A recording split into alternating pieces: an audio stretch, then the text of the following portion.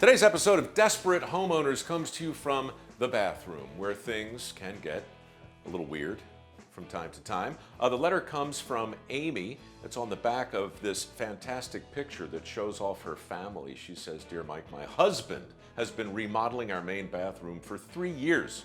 Between us, we have 5 children, and 4 of them are girls.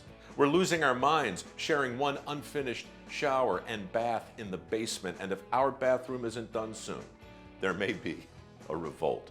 We just want someone affordable who can finish the job at a fair price. Please help, Amy Z, Reminderville, Ohio."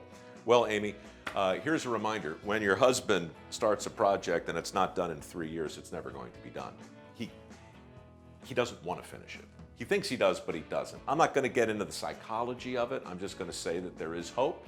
When you go to the local home show, not if, when you go to the local home show, bear in mind that bathroom remodels and kitchen remodels are the most popular topic there. You'll meet hundreds of local contractors. You can talk to them face to face. You can discuss terms and price. You can get references. You can show them this heartbreaking picture.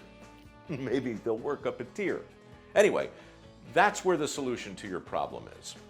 Not in the tub. And not with your husband. God bless him.